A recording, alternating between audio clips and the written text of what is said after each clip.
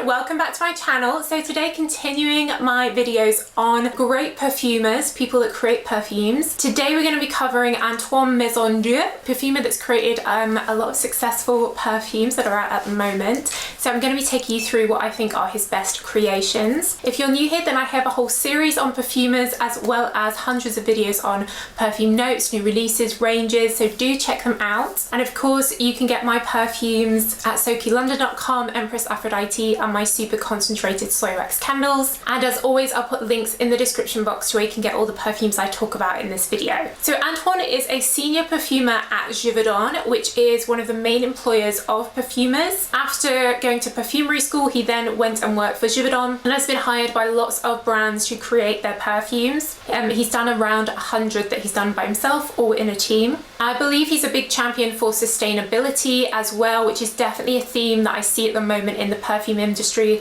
with perfumes more and more and so becoming refillable, which is, by the way, something I wanted to do with my perfumes, but I haven't found a way to do that yet, maybe one day in the future. And he is not a master perfumer yet, which is a title given by the IFF, the sort of fragrance global body, but he's definitely a big name and I think one day will be given that title. So first up, and probably his biggest hit, is Prada Paradox. This perfume has been such a success since it came out like 2 years ago. It's a really good for lasting amber jasmine perfume. I remember the first time I sprayed this, I tried it in a shop, and in the car on the way home, all I could smell was this perfume. It really has great lasting power, really good projection. It kind of reminds me of Alien by Mugler, though it's not quite got that overpoweringness that I find Alien can have. But it is a great perfume if you love strong jasmines. It really does last, and there's an intense version of it out now, which is a little bit more mossy. It also, of course, is refillable and has this super unique triangle shaped bottle. So for Acqua di Parma, which is a lovely Italian brand, though I think they're now owned by one of the big companies like Puig, in their Nobile range, which is for ladies, he created their Magnolia Noel, which was one of my favorites from Acqua di Parma, a really beautiful classy magnolia that did have quite good lasting power, which is hard to get from a magnolia perfume. I think this one is still made. They keep discontinuing different ones in that Nobile range. For Burberry, more towards the beginning of his career, I think, he worked with a team on a lot of the Burberry fragrances, like Burberry Brit, Burberry Sport, Burberry London for men, worked on a lot of the men's and the women's with other like more experienced perfumers, and obviously learnt a lot from that. For Coach, he created the Coach Dreams perfume. Again, this was part of a team. This is a really innocent, fresh fragrance. Again, it's got a lot of gardenia in, which is a similar fragrance to Magnolia, very delicate, light white floral. It has a cool like cactus note in and quite a fruity feel to it as well. It's quite a fun, light-hearted, young fragrance. For Giorgio Armani, he's worked on a lot of the Armani code for men flankers that have come out more recently, sort of in the late 2010s.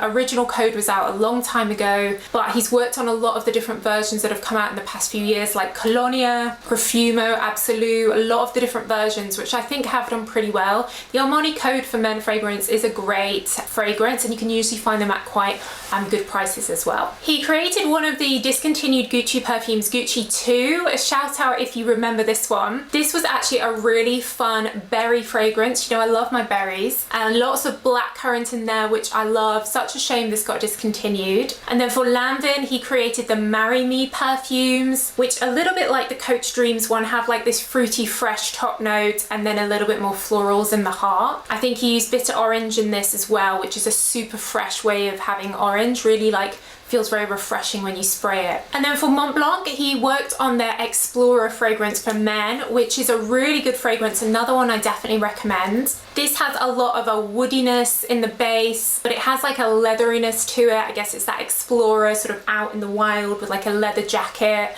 I really do like the Montblanc fragrances for men. They're not talked about that much. You don't see them advertised a lot, but they're actually really good perfumes for men. For Machino, he created Machino Funny, exclamation mark, which is a very fresh citrus perfume. Machino perfumes tend to be very light and citrusy. Again, this has bitter orange as the main note, so very fresh and sharp. And then for Paul Smith, he created Paul Smith Rose, which I think is discontinued, but this used to be a great rose perfume, and for people that literally just want like a pure rose, like a rose water scent. It was very, very affordable. You got a big size for about 30 something pounds for 100 ml, but I think it's been discontinued. If not, I'll find it and leave the links below. Then for Van Cleef and Arpels, he created one of my favorite discontinued perfumes, their Fairy perfume. This came in the most beautiful blue bottle with this gorgeous like silver fairy on the top that was literally like a piece of jewelry, like owning a piece of Van Cleef jewelry. Now all the Van Cleef perfumes come in these plain rectangular bottles, which are super boring, but they used to have these really cool bottles, and I love this. The smell was kind of reminded me of ivy. It was quite a deep green. I didn't love the smell, but I love, love, love the bottle, and I wish they would bring those bottles back. So those are my top picks from Antoine, and let me know if you've had any of these. Did you used to have the Van Cleef Fairy? Let me know which of these you like best. I do read all your comments, so let me know in the comments. But that's it, guys. Thanks so much for watching as always, and I'll see you in the next video. Bye.